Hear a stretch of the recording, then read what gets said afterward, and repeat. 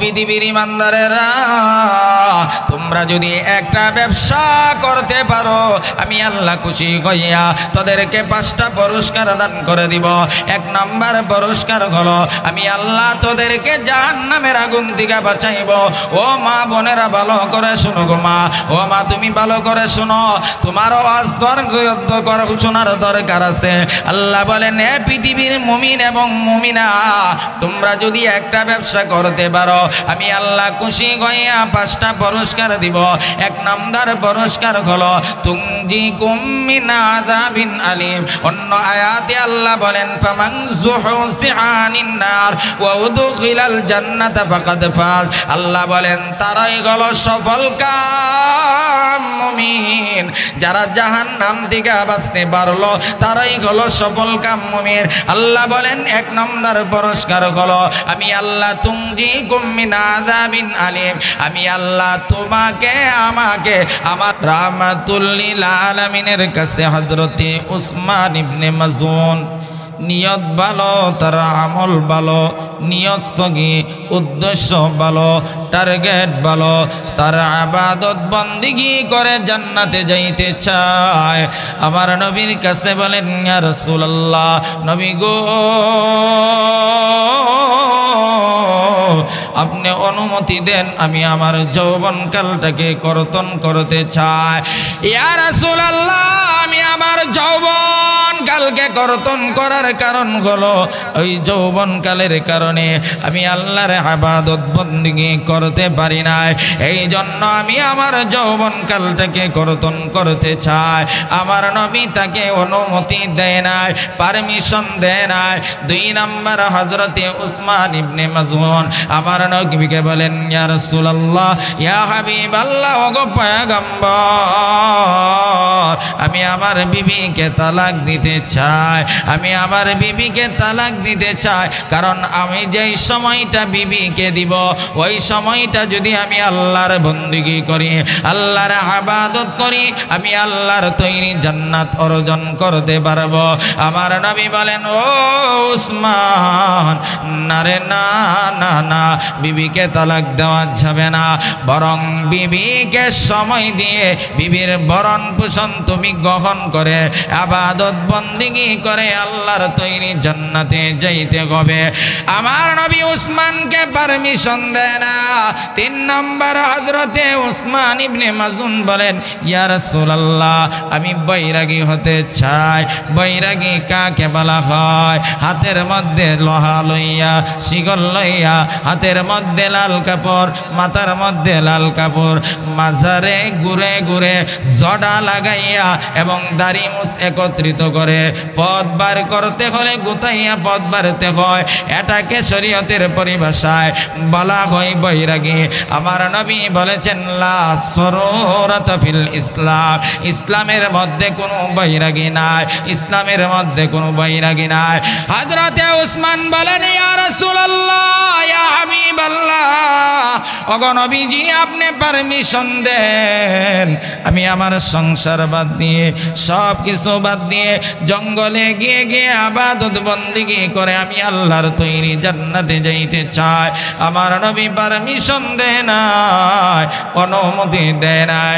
3 নম্বর 4 নম্বর হযরতে উসমান ইবনে মাজুন বলেন ইয়া রাসূলুল্লাহ, আমি সুস্বাদু খাবারগুলা বর্জন করতে চাই, নরমাল খাবারগুলা গ্রহণ করতে চাই। আমার নবী বললেন উসমান, আমার আল্লাহ আমাকে সেটার পারমিশন দেয় নাই, অতএব আমি তোমাকে পারমিশন দিতে পারবো না। এমন কথাগুলা যখন সাহাবী উসমান ইবনে মাজুন নবীর কাছে আবদার করেছে, আমার নবী যখন পারমিশন দেয় না, হযরতে উসমান ইবনে মাজুন চেহারাটা মলিন করে নবীর সামনে দিকে চলে যায়। এমন সময় এই দৃশ্য আল্লাহ দেখে কি দেখে না?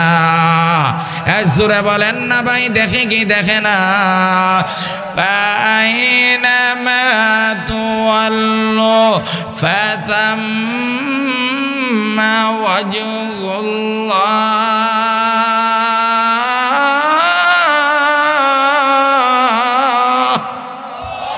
আরো জোরে বলেন না আল্লাহু আকবার।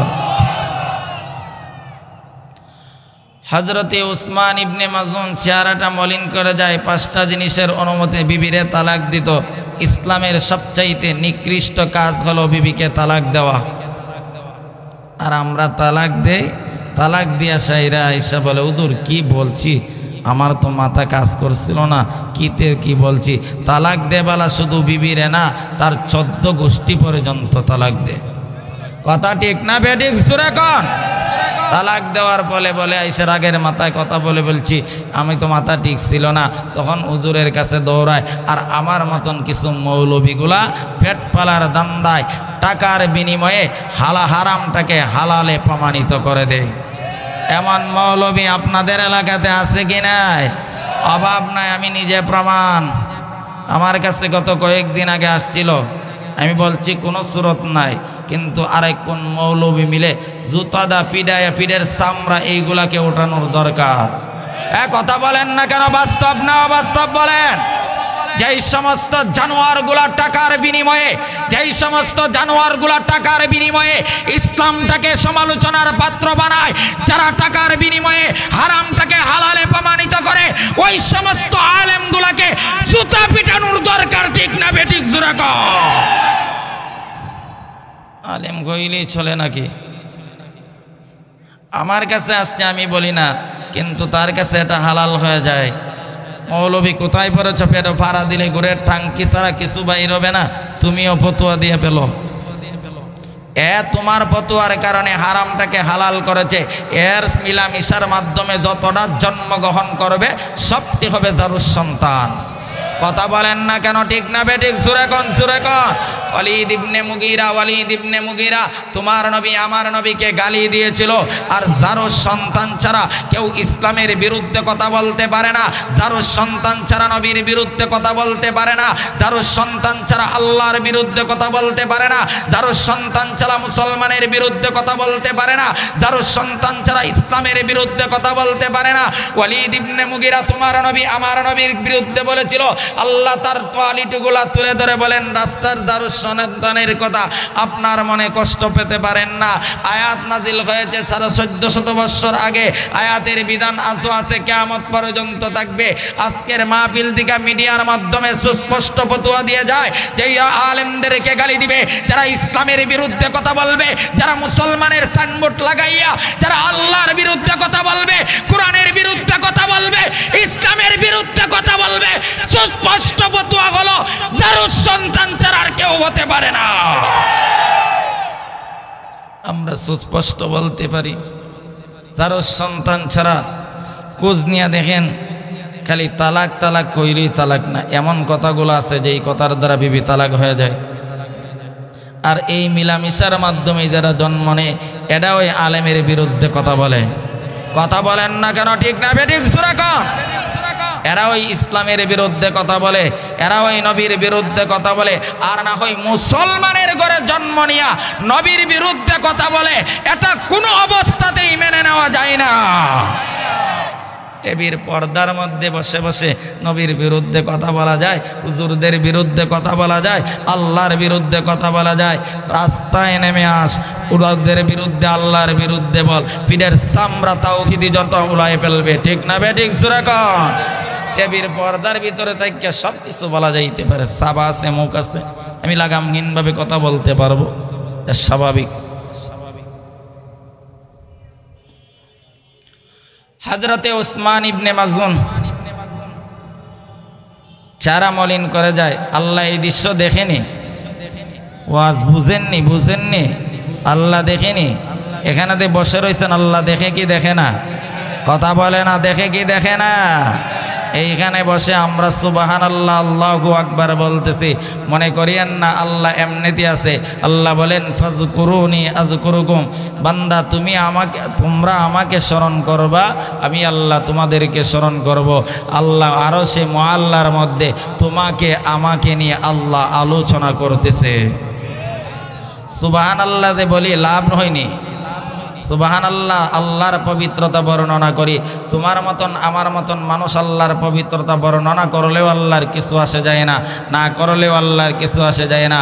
তবে এই সুবহানাল্লাহর দ্বারা কতটুক ফায়দা, আল্লাহ আরশে মুআল্লা ফেরেশতাদের জামাত নিয়ে বলে, ও ফেরেশতারা, ওই দক্ষিণ পাড়ার মানুষ আমি আল্লাহকে কোনোদিন দেখে নাই, আমি আল্লাহর তৈরি জান্নাত জাহান্নাম কোনোদিন দেখে নাই, তারপরও আমি আল্লাহর পবিত্রতা বর্ণনা করতেছে। ফেরেশতারা তোমরা সাক্ষী থাকো, দক্ষিণ পাড়ার মানুষদেরকে আমি আল্লাহ গুনাহ থেকে পবিত্র করে দিলাম। বলেন এর চাইতে বড় সুসংবাদ আর কি চান? গুনাহ থেকে যদি পবিত্র হয়ে যাইতে পারি, এর চাইতে বড় সফল কাম মুমিন আর পৃথিবীতে কেউ হতে পারে? কথা কয় না কেন হতে পারে? বারামাল লক্ষ্য করে দেখুন, আল্লাহর পয়গম্বর বিশ্ব নবী রাহমাতুল লিল আলামিন হযরত উসমান ইবনে মাজুনকে আমার নবী পারমিশন দেয় না। হযরত উসমান চেহারাটা মলিন করে নবীর কাছ থেকে চলে যায়। আল্লাহ রাব্বুল আলামিন বলেন, জিবরাইল রে, আমার বন্ধুর কাছে আয়াতে কারিমা নিয়ে যা, আমার বন্ধুকে জানা দে উসমান ইবনে মাজুন তার নিয়ত ভালো, তার টার্গেট ভালো, তার উদ্দেশ্য ভালো, সে ইবাদত বন্দেগী করে আল্লাহর জান্নাতে যাইতে চায়। তবে যেই পদ্ধতি গ্রহণ করেছে সেটা ইসলাম সাপোর্ট করে না, আমার আল্লাহ সাপোর্ট করে না, নবী সাপোর্ট করে না। অতএব উসমান ইবনে মাজুনকে আমার নবীকে জানা দে, নবী যেন ঘোষণা করে দে, উসমান ইবনে মাজুন যদি একটা ব্যবসা করতে পারে, আমি আল্লাহ খুশি হইয়া আমার বন্ধুর উম্মতের নারী এবং পুরুষকে আমি আল্লাহ 5টা পুরস্কার দান করে দিব।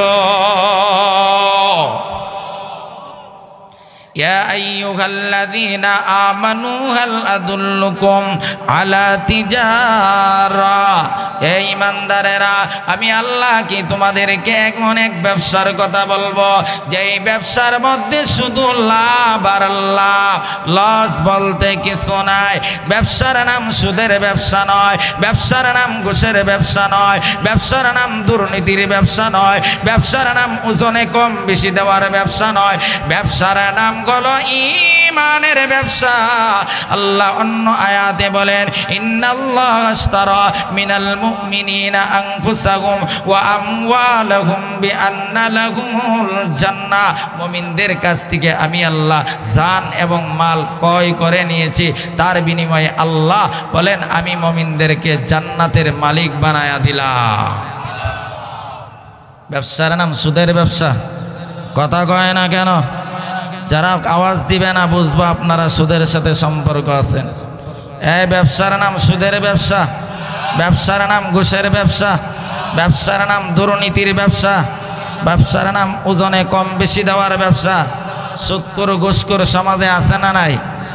না, দক্ষিণ পাড়ার মানুষ সব আল্লাহওয়ালা, কেউ সুদ খায় না, কেউ ঘুষ খায় না, আছে না নাই? যুবকরা চিল্লায় বলো আছে না নাই? আছে না নাই? সুদখোরকে আমি একটাই বলবো, সুদের 70টার উপরে গুনাহ, আর সকলের ছোট একবারে ছোট গুনাহটা হলো নিজের আপন মায়ের সাথে জিনা করা। নাউজুবিল্লাহ, আপনাদের এলাকাত নাই মনে হয়। ছোট গুনাহ যদি মার সাথে জিনা হয়, বড় গুনাহ কোনটা? আবার জিনা কারো ঘরে না, পার্কেও না। কুত্তা কুত্তির দিবস 14ই ফেব্রুয়ারি আসতেছে, কথা বলেন না কেন? 14ই ফেব্রুয়ারি পবিত্র শবে বরাত। একজন মুমিনের সন্তান ভালোবাসার দিবস পালন করতে পারে না। ভালো যদি বাঁচতে হয় নবীকে বাঁচবো, কথা বলেন, কথা বলেন, ঠিক না বেঠিক? জোরে কর কথা। ভালো যদি বাঁচতে হয় তাহলে মাকে ভালোবাসবো, বাবাকে ভালোবাসবো। কুত্তা আর কুত্তি ছাড়া ভালোবাসার দিবস পালন করতে পারে না। কোনো মুসলমানের সন্তান কোন মুসলমানের সন্তান 14ই ফেব্রুয়ারি ভালোবাসার দিবস পালন করতে পারে না। প্রত্যেকটা মা এবং বাবা চৌকান্ন হওয়ার দরকার। 14ই ফেব্রুয়ারি তোমার সন্তান, তোমার উপযুক্ত সন্তান কোথায় যা, তোমার উপযুক্ত মেয়ে কোথায় যা, ওইগুলার দিকে প্রত্যেকটা মা বাবা নজর রাখার দরকার। তোমার সন্তান ভালোবাসার দিবসের নাম দিয়ে আকাম কুকাম করে, আর ওই আকাম কুকামের মাধ্যমে যেটা জন্মগ্রহণ করে তারা ওই আল্লাহ এবং রাসূলের বিরুদ্ধে কথা বলতে পারে। ভালোবাসার দিবস ভালো। আসলে আমি খুব অসুস্থ, প্রতিদিন প্রোগ্রাম লাগাতার। আমি গতকালকে আমার বিয়ানীবাজার, এর আগের দিন বাঞ্ছারামপুরে, আমি বিয়ানীবাজার থেকে সকাল 8টা আসছি, 1 সেকেন্ডও আমার ঘুম নাই। এখান থেকে আমার সকালে আবার চলে যাইতে হবে সুনামগঞ্জ, পরের দিন আবার নারায়ণগঞ্জ, এর পরের দিন আবার সিলেট। আমি আসলেই খুব অসুস্থ, আমি বয়ান করতে আমার কোনো ধরনের ইচ্ছাও ছিল না।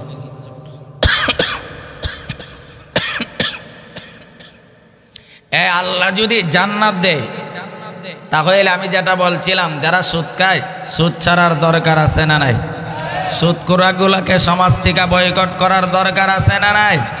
যে আপন মায়ের সাথে জিনা করে এর চাইতে বড় নির্লজ্জা, এর চাইতে বড় বেহায়া, এর চাইতে বড় কুলাঙ্গার, এর চাইতে বড় নাফরমান, এর চাইতে বড় বেহায়া আসমানের নিচে জমিনের উপর আর কেউ হতে পারে না। এই মুসলমান কথাগুলা দিলের কান দিয়া শ্রবণ করো। নবী বলেছেন নিজের আপন মায়ের সাথে, আবার খানায়ে কাবা মসজিদের ভিতরে নিজের আপন মায়ের সাথে জিনা করা এর চাইতে বড় নির্লজ্জা, এর চাইতে বড় ডাকাত, এর চাইতে বড় সন্ত্রাস, এর চাইতে বড় বেঈমান, এর চাইতে বড় নাস্তিক, এর চাইতে বড় নাফরমান আসমানের নিচে জমিনের উপর কেউ হতে পারে না। ঠিক না বেঠিক? জোরে কও। সুদখোররা আগের কাতারে গিয়ে নামাজ পড়ে, সুদখোর ঘুষখোররা আগের কাতারে গিয়ে নামাজ পড়ে। ভাবে বোঝা যায় এর চাইতে বড় ইবাদতকারী আসমানের নিচে জমিনের উপর আর কেউ নাই। আছে না নাই? আজকে সুদখোরগুলা মসজিদগুলা দখল করে রাখছে। কথা বলেন, বাস্তব না অবাস্তব বলেন? সুদের বিরুদ্ধে যখন ইমাম সাহেব মিম্বরে বসে কথা বলে তখন সুদখোরের মাথার চান্দি গরম হয়ে যায়। ঘুষখোরের বিরুদ্ধে বললে ঘুষখোরের মাথা চান্দি গরম হয়ে যায়। অতএব এই কল্যাণীর মুসলমান, দক্ষিণ পাড়ার মুসলমান, মসজিদের মধ্যে কোনো সুদখোরকে দায়িত্ব দেওয়া যাবে না, কোনো ঘুষখোরকে দায়িত্ব দেওয়া যাবে না, কোনো মেসতে দেওয়া যাবে। ঠিক না বেঠিক? জোরে কর।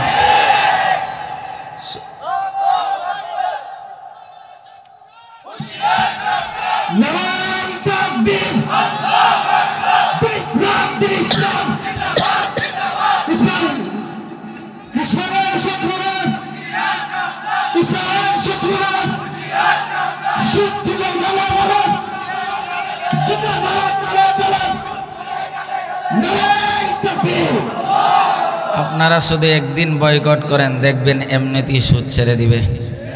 ঘুষখোর এমনিতেই ঘুষ খাওয়া বন্ধ করে দিবে। আপনারা দেন দিকে তুই ঘুষ খায়, আপনারা না দিলে ঘুষ খাই তো কোথায় দিকে? আপনারা দেন কেন? অপরাধ তো আপনাদেরও আছে। আকিলুর রিবা ওমুকিলাহু ওয়াশাহিদাহু ওয়াকাতিবাহু। সুদ যে দে, যে নে, তে লেখে, যে দেখে, সবার সমান গুনাহ। সুদের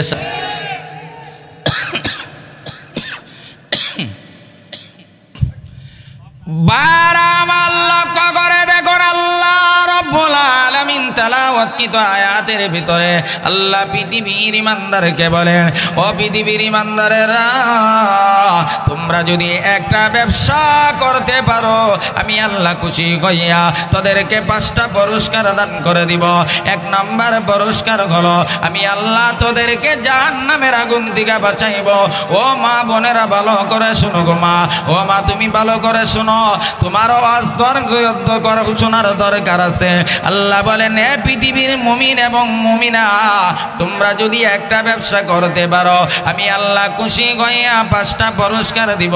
1 নম্বর পুরস্কার হলো তুনজিকুম মিন আযাবিন আলিম। অন্য আয়াতে আল্লাহ বলেন ফামান যুহসিহা আনিন নার ওয়া উদখিলাল জান্নাতা ফাকাদ ফাজ। আল্লাহ বলেন তারাই হলো সফলকাম মুমিন, যারা জাহান্নাম থেকে বাঁচতে পারলো তারাই হলো সফলকাম মুমিন। আল্লাহ বলেন এক নম্বর পুরস্কার হলো আমি আল্লাহ তুনজিকুম মিন আযাবিন আলিম, আমি আল্লাহ তোমাকে আমাকে আমার আল্লাহ জাহান্নামের আগুন থেকে মুক্তির ফয়সালা করে দিবে।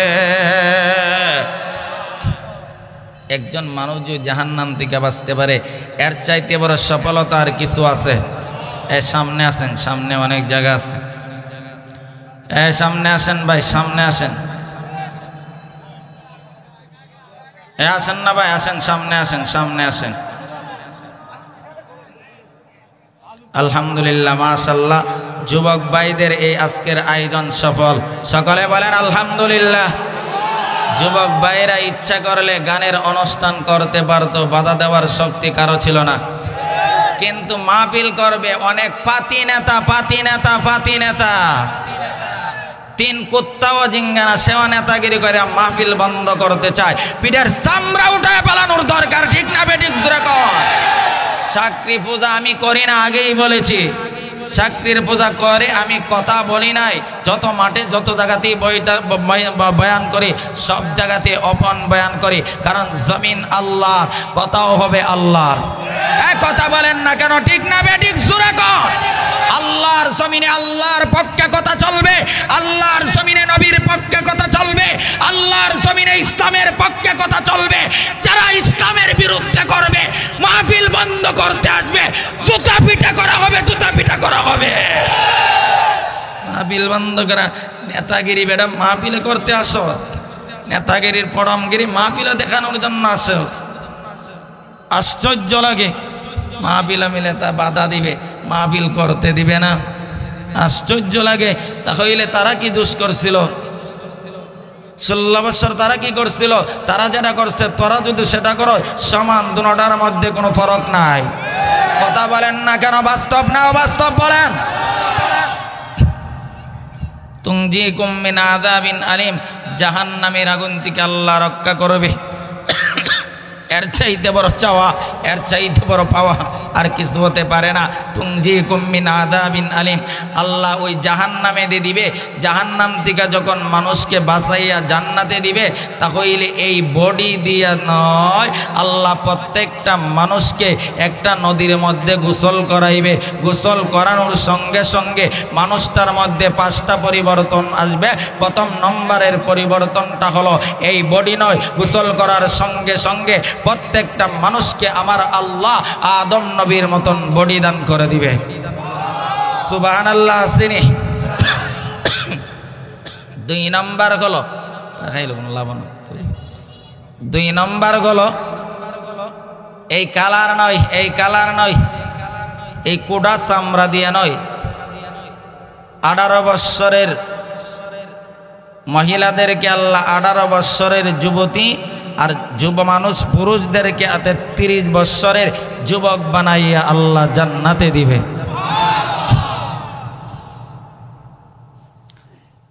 দুই নাম্বার, নদীর মধ্যে গোসল করার সঙ্গে সঙ্গে এই কালার নয়, এই রং দিয়া নয়, আল্লাহ ইউসুফ নবীর মতন সুন্দর বানাইয়া আল্লাহ জান্নাতে দিবে। সুন্দর হতে চাননি? সুন্দরের পাগল পৃথিবীর সবাই, সুন্দরের পাগল পৃথিবীর সবাই। একটা যুবতী মেয়ে যদি সুন্দর হয়, 1000 ছেলেরা তার পিছনে ঘুরে। দক্ষিণ পাড়ার কেউ মনে ঘুরে না, আছে না নাই? এই লাকুম ফিহা মা তাশতাহি আনফুসুকুম ওয়া লাকুম ফিহা মা তাদদাউন, এই আশা দুনিয়াতে পূরণ হবে না। যদি তুমি সুন্দর হওয়ার জন্য যতই চেষ্টা করো, যতই আলতা সোনো ক্রিম যা মাখো না কেন, সুন্দর বানানে ওয়ালা তিনি কে? কথা বলে না তিনি কে? বারামাল লক্ষ্য করে দেখুন, আল্লাহ রব্বুল আলামিন তেলাওয়াতকৃত আয়াতের ভিতরে আল্লাহ পৃথিবীর মানুষদেরকে বলে, ও পৃথিবীর মানুষেরা, তোমরা যদি একটা ব্যবসা করতে পারো রে, আমি আল্লাহ খুশি হইয়া 5টা পুরস্কার দিব। প্রথম নম্বরের পুরস্কারটা হলো আমি আল্লাহ তোমাদেরকে জাহান্নাম থেকে রক্ষা করব। এ দক্ষিণ পাড়ার মুসলমান, আল্লাহ যদি জাহান্নাম থেকে বাঁচায় তাহলে ঠিকানা হবে জান্নাতে। আর জান্নাতে এই বনি নয়, তোমাকে আমাকে আল্লাহ জান্নাতে দেওয়ার সঙ্গে সঙ্গে নহরের মধ্যে গোসল করাইবে। গোসল করানোর সঙ্গে সঙ্গে 5টা পরিবর্তন আসবে। প্রথম নম্বর হলো আল্লাহ রব্বুল আলামিন এমন বডি দিয়ে নয়, আল্লাহ প্রত্যেকটা মানুষকে আমার আল্লাহ আদম নবীর মতন বডি দান করবে। 2 নম্বর আমার আল্লাহ এই চেহারা দিয়া নয়, এই চেহারা দিয়ে নয়, এই চামড়ার কালার দিয়া নয়, গোসল করার সঙ্গে সঙ্গে মহান আল্লাহ সেদিন ইউসুফ নবীর মতন সুন্দর বানায়া দিবে। এ দক্ষিণ পাড়ার মুসলমান, ইউসুফ নবী কেমন সুন্দর ছিল। জুলাইখা যখন ইউসুফের প্রতি আসক্ত, মিশরের মহিলারা আলোচনা করতেছে, সমালোচনা করতেছে। একজন প্রধানমন্ত্রীর স্ত্রী হয়ে একজন গোলামের প্রতি আসক্ত হয়ে গেছে, এই নিয়ে যখন সমালোচনা, তখন জুলাইখার খানে এই সংবাদ গিয়া পৌঁছে গিয়েছে। জুলাইখা বলে, তাহলে কেন পাগল হইছি এখনই বুঝাইব। সবাইকে দাওয়াত দিলেন, আর একটা করে আপেল, একটা করে চাকু দেওয়া হয়েছে, আর বলা হয়েছে যখন তোমাদেরকে আমি পারমিশন দিব তখন ওই তোমরা চাকু দিয়ে আপেলগুলা কাটবা। ইউসুফকে ডাক দিলেন, ইউসুফ তুমি তাদের সামন দিয়া যাইবা। ইউসুফ যখন গেলেন, সবাই আশ্চর্যান্বিত হইয়া ইউসুফের প্রতি তাকায় রয়েছে। আবার এমন সময় জুলাইখার অনুমতি হলো ফল কাটা, সবাই ইউসুফের প্রতি তাকায় রয়েছে। আবার মালিকের স্ত্রীর হুকুম পালন করতে হবে, তখন তারা ইউসুফের প্রতি তাকাইয়া হাতের যে আপেল ছিল, আপেল কাটার পরিবর্তে নিজের হাত কেটে ফেলেছে। কেমন সুন্দর ছিল ইউসুফ।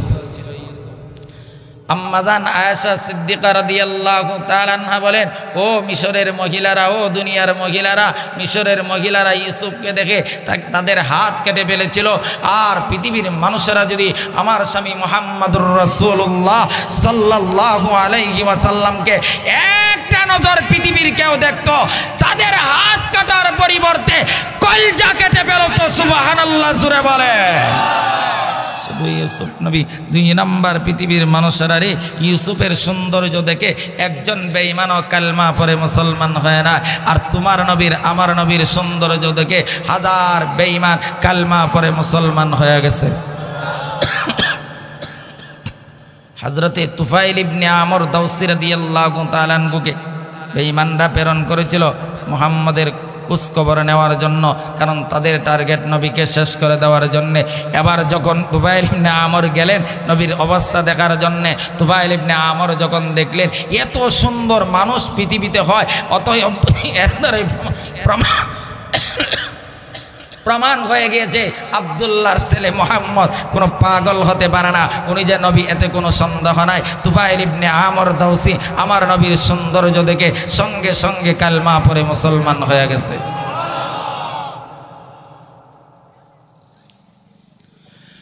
বারা আমার লক্ষ্য করে দেখুন, আল্লাহ রব্বুল আলামিন বলেন, বান্দারে আমি আল্লাহ তোদেরকে 5টা পুরস্কার দিব। 1 নম্বর পুরস্কার হলো আমি আল্লাহ তোদেরকে জাহান্নাম থেকে মুক্তির ফয়সালা করে দিব। এ দক্ষিণ পাড়ার মুসলমান, কথাগুলা ভালো করে শোনো।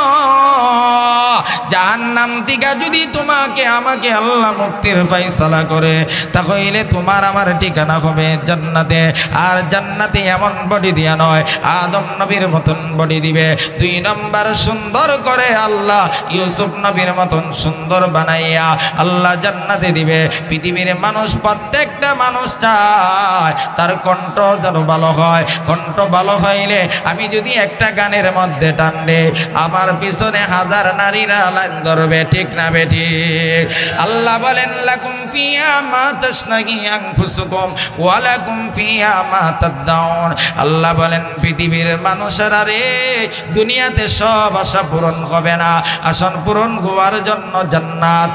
আল্লাহ রব্বুল আলামিন বলেন তোমার কণ্ঠ ভালো হওয়া আমি আল্লাহ রব্বুল আলামিন কিয়ামতের কঠিন ময়দানে তোমাকে নদীর মধ্যে গোসল করানোর সঙ্গে সঙ্গে 5টা পরিবর্তনের 3 নম্বর পরিবর্তন হলো মহান আল্লাহ সেদিন হযরতে দাউদ নবীর মতন কণ্ঠ আমার আল্লাহ দান করে দিবে।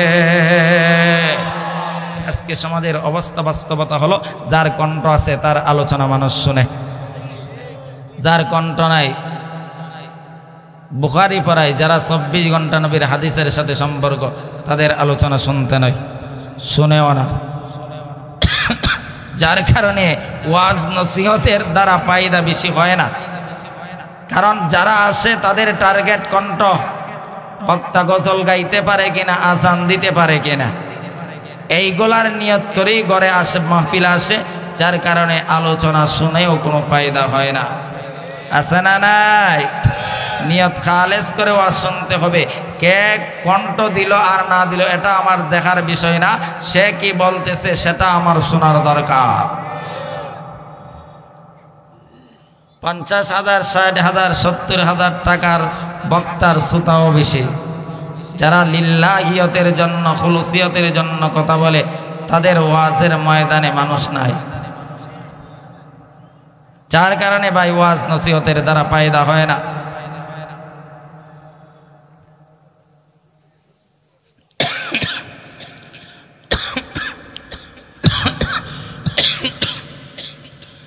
বারবার আল্লাহ রব্বুল আলামিন বলেন বান্দা আমি আল্লাহ তোদেরকে 5টা পুরস্কার দিব। 1 নম্বর পুরস্কার হলো আমি আল্লাহ তোদেরকে তুমদিকুম মিন আযাবিন আলিম দিব। বান্দারে আল্লাহ দেওয়া কণ্ঠ যদি তুমি পাইতে হয় দুনিয়াতে আশা পূরণ হবে না, দুনিয়াতে আশা পূরণ হবে না। ওই আশা পূরণ হওয়ার জন্য আল্লাহ জান্নাত রেখে দিয়েছে। যদি তুমি আমল এবং ইমানের দ্বারা জান্নাতে যাইতে পারো তো ওই জায়গাতে যা চাইবা আল্লাহর নবী বলেছেন আদাতু লিইবাদিয়াস সালিহিন মা লা আইনুন রাআত ওয়ালা উযুনুন সামিআত ওয়ালা খাতারা আলা কলবি বাশার।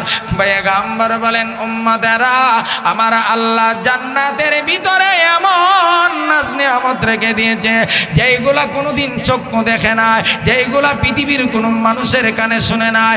আমার এমন জান্নাতের মধ্যে এমন নাজ নিয়ামত রেখে দিয়েছে যেইগুলা কল্পনাও করতে পারে না। এমন নাজ নিয়ামত আমার আল্লাহ তোমার আমার জন্য রিজার্ভ করে রেখে দিয়েছে। এখন ওই জান্নাতের রিজার্ভ নিয়ামত পাইতে হলে দুনিয়াতে ভালো আমল করার দরকার আছে না নাই? যুবক ভাইয়েরা ভালো আমল করার দরকার আছে না নাই? মুরব্বী বাবারা পাও একটা গাতাত এরপরে নামাজ পড়ে না, কি ওয়াজ করব বলেন? পাও একটা গাতার মধ্যে গাতার ভিতরে একটা পাও, এরপর আজান দিলে মসজিদও যায় না। অনেক মুরব্বী মা বোনরাও আছে আজান হয় খবরও নাই। এইগুলা মরলে এমনিতে মাটিতে ফুটায় দেওয়ার দরকার। এইগুলার আবার জানাজা কিসের? কথা বলেন না কেন? জানাজার মাঠে গেলে যে অবস্থা বোঝা যায়। অনেক জায়গাতে বলে আবার এই কথা, ভাই এই লোকটা কেমন ছিল? সবাই বলে ভালো। আর তোমার মতন আমার মতন গাঞ্জা করে ভালো বললে আল্লাহ তাকে জান্নাত দিবে। এমন গাঞ্জা করি কথা বললে বরং তুমি আর আমি ওই ব্যক্তির ব্যাপারে মিথ্যা সাক্ষী দিয়েছি, কারণ সে দুনিয়াতে আকাম কুকাম যা আছে সব করছে।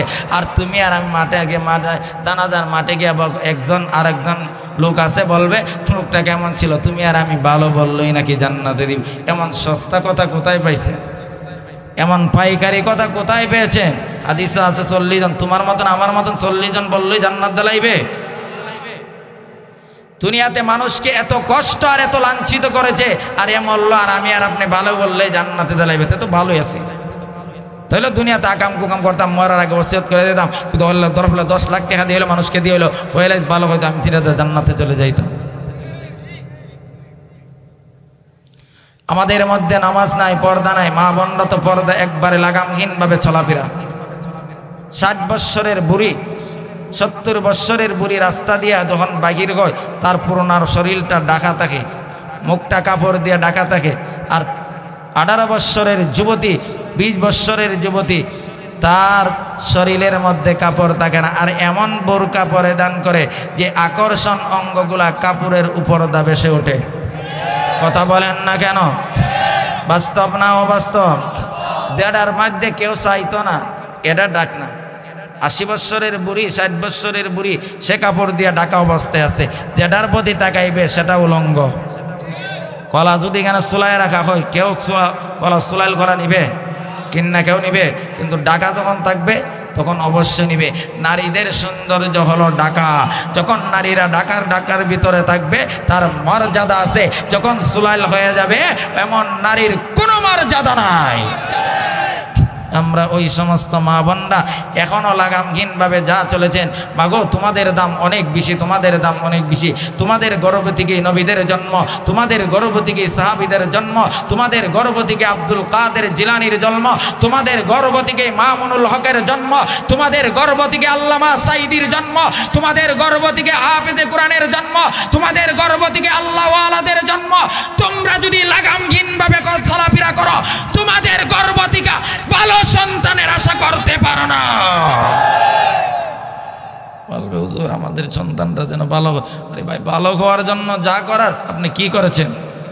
কি করেছেন আপনি বলেন?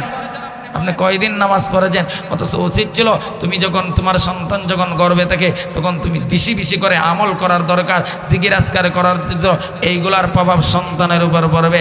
এখন আমাদের সমাজের বাস্তবতা হলো, বিয়া করছে, যুবকে বিয়া করছে, যখন বউ গর্ভে অবস্থা, এমন সময় বউ বলে আজাইরা সমতা আমি কোথাও যাইতে পারি না, আজাইরা সময় যায় না, একটা টেবি কিনা দিও, আমি সময় ব্যয় করব। আছে না নাই?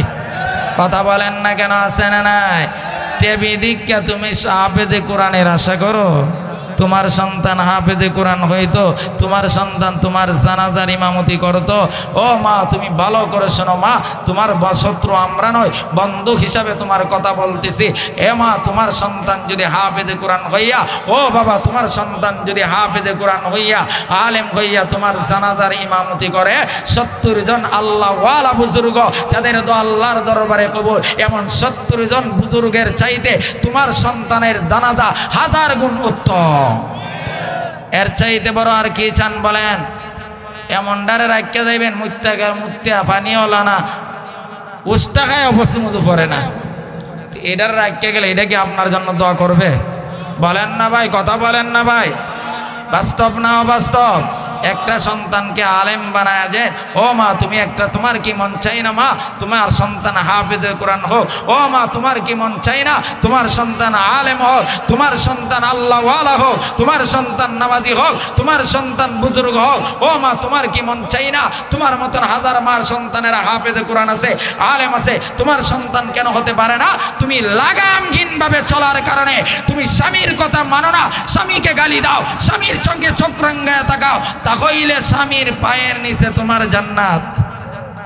তুমি যদি খানায় কাবার মধ্যে গিয়া সারাদিন পয়রা থাকো, তোমার স্বামী তোমার প্রতি অসন্তুষ্ট, সারাদিন পয়রা থাকলেও কোনো লাভ।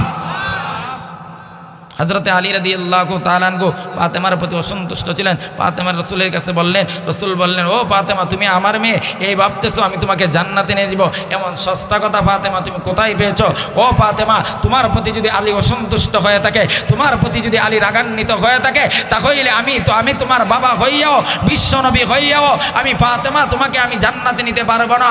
ও নরলইয়া দক্ষিণ পাড়ার মা বোনরা, ফাতেমার ব্যাপারে যদি রাসূল এত বড় কথা বলতে পারে, আলী যদি তোমার প্রতি অসন্তুষ্ট হয়ে থাকে, তাহলে তোমার আলী যদি সন্তুষ্ট না হয় আল্লাহ জান্নাত দিবে না, আমি নবী সুপারিশ করে নিতে পারবো না।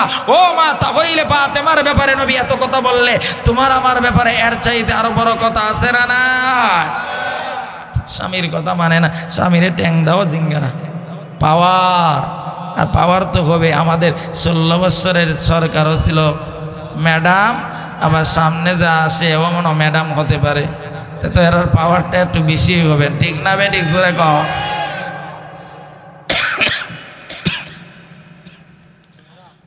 বারামাল লক্ষ্য করে দেখুন, আল্লাহর পয়গম্বর বিশ্বনবী রাহমাতুল লিল আলামিন বলেছেন, ও আমার উম্মতের নারী এবং পুরুষেরা ভালো করে শোনো রে, তোমরা যদি দুনিয়াতে সফল কাম মুমিন হতে চাও আর পরকালে আল্লাহর তৈরি জান্নাতে যাইতে চাও, এ দক্ষিণ পাড়ার মুসলমান কেমন সুন্দর বানাইয়া তোমাকে আমাকে জান্নাত দিবে। আজকে সুন্দরের পাগল না হইয়া তুমি বিবাহের আগে দেখবা তোমার স্ত্রী ধার্মিক কিনা, তোমার স্ত্রী নামাজ পড়ে কিনা, তোমার স্ত্রী রোজা রাখে কিনা, পর্দা করে কিনা। এমন নারী যদি বিবাহ করো তাহলে নেক সন্তানের আশা করতে পারো। আর তাসনিমার মতন নাসরিন, তাসনিমার মতন উলাঙ্গার বেহায়া নারী যদি বিয়া করো, এমন নারী দিয়া যদি শান্তির জন্য সারাদিন স্লোগান দিতে পারো, শান্তির জন্য মানবতা করতে পারো, মানববন্ধন করতে পারো, শান্তি পৃথিবী কেউ দিতে পারবে না। বারবার আল্লাহর পয়গম্বর বিশ্বনবী রাহমাতুল লিল আলামিন এবার পয়গম্বরের সাহাবী হযরতে তুফাইল ইবনে আমর দাওসী রাদিয়াল্লাহু তাআলা আনহু, হযরতে জালালউদ্দিন রুমি রাহমাতুল্লাহি আলাইহি এক কাফেলা নিয়ে মদিনাতুল মুনাওয়ারা গিয়েছে রওজা মুবারক জিয়ারত করার জন্য। এবার পয়গম্বরের সাহাবী হযরতে জালালউদ্দিন রুমি রহমাতুল্লাহি আলাইহি যেহেতু দিন থাকবে তাদের সঙ্গে একটা যুবককে খাবারের জন্য দাওয়াত দিয়েছে। যুবকটা খাবার খাওয়ার জন্য তাদের দাওয়াত গ্রহণ করেছে। সেই দিন শেষ আবার চলে যাবে। এবার জালালউদ্দিন রুমি রহমাতুল্লাহি আলাইহি যুবককে ডেকে ডেকে বলেন, যুবক রে তুমি চলো না রে আমাদের সাথে রুম দেশে। এ যুবক, যদি রুম দেশে যাও তাহলে তোমাকে 3টা পুরস্কার দিব, গাড়ি দিব, নারী দিব, বাড়ি দিব। এমন অফার যদি তোমাকে আমাকে দিত সকলের আগে আমরা গ্রহণ করতাম, ঠিক না বেটি? জালালউদ্দিন রুমি রহমাতুল্লাহি আলাইহি যুবককে বললেন শেষ। যুবককে বললেন গাড়ি দিব, নারী দিব, বাড়ি দিব যদি রুম দেশে যাও। যুবক বলে গাড়ি চাই না, বাড়ি চাই না, আগে বলো নবীর রওজা দিতে পারবা কিনা? সুবহানাল্লাহ আসেনি? ওই সুবহানাল্লাহ আসেনি? ও এমন আশিক রাসূল একজন খুঁজে পাওয়া যাবে? কথা বলে না। বর্তমান বাংলাদেশে এমন একজন আশিক রাসূল খুঁজে পাওয়া যাবে? তবে জিলাপি খাওয়া আর খিচুড়ি খাওয়ার আশিক রাসূল পাওয়া অভাব না। আছে না নাই? দাড়ি নাই, মুছ নাই, কিচ্ছু নাই, সেও নবীর আশিক। হায়া লজ্জা কোথায় গিয়েছে? হায়া লজ্জা কোথায়? মাজারে গিয়া পূজা করে। কবর পূজা, মাজার পূজা সমাজে আছে না নাই? কথা বলেন না, আছে না নাই? আছে না নাই? এই দক্ষিণ পাড়ার যুবক ভাইরা, তোমাদের এই আজকের এই আয়োজনটা আমাদের মনকে প্রফুল্ল করে দিয়েছে।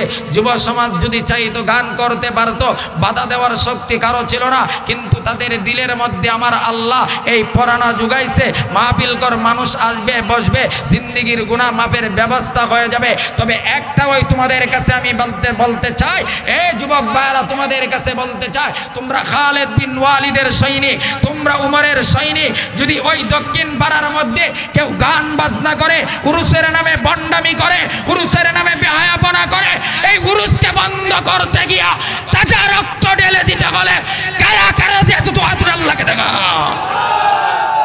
উরুস বন্ধ করতে রাজি আছেন কিনা? এই শিরিক বন্ধ করতে রাজি আছেন কিনা? আছেন কিনা? শিরিকের বিরুদ্ধে আমরা কথা বলেছি, শিরিকের বিরুদ্ধে বলবো, শিরিকের বিরুদ্ধে বলতে গিয়া ফাঁসির কাস্টে ঝুলতে রাজি আছি, তারপরও শিরিকের বিরুদ্ধে বলবোই, ঠিক না বেঠিক? খালি ওয়াজ করাইলাম শেষ নয়, যত ধরনের অন্যায় হবে সবগুলার ব্যাপারে প্রতিবাদ করতে রাজি আছেন কিনা? দু হাত উঠে আল্লাহকে দেখান, রাজি আছেন কিনা? রাজি আছেন কিনা? সকল ধরনের অন্যায়, সুদের বিরুদ্ধেও অন্যায়, ঘুষের বিরুদ্ধেও প্রতিবাদ করতে হবে, বাজার পূজারের বিরুদ্ধে কথা বলতে হবে, কবর পূজার বিরুদ্ধে কথা বলতে হবে। ইসলামের ক্ষতি বেঈমান আর নাস্তিকরা যতটুকু করেছে তার চাইতে হাজার কোটি গুণ বেশি করেছে কবর পূজার মাজার পূজারীরা। ঠিক না বেঠিক? জোরে কও। কবর পূজারা সরল পান মানুষকে কি ধোঁকা দেয়। নবীর নাম বিক্রি করলে অনেক কিছু উপার্জন করা যায়। নবীর নাম বিক্রি করে পেট পালার ধান্দা করে, আর নবীকে গালি দিলে কষ্টিপ লাগায় বসা থাকে। কথা বলেন না কেন? ঠিক না বেঠিক? জোরে কও। মুসলমান আর ইমানদার হলে আবু সাইদের মতন মুসলমান আর ইমানদার হওয়ার দরকার। কথা বলেন না কেন? কথা বলেন, কথা বলেন। আবু সাইদকে যদি এখনই আমরা ভুলে যাই, তার রক্তের সাথে আমাদের সবচাইতে বড় গাদ্দারি হবে।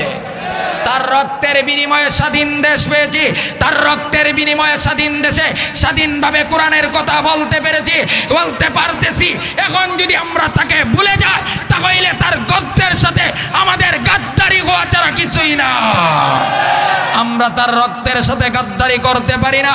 আল্লাহর কাছে দোয়া করি, আল্লাহ তুমি তাকে শাহাদাতের মর্যাদা দান করো এবং প্রত্যেকটা মানুষকে আবু সাইদ বার ইমানের পাওয়ারিত হওয়ার তৌফিক দান করো।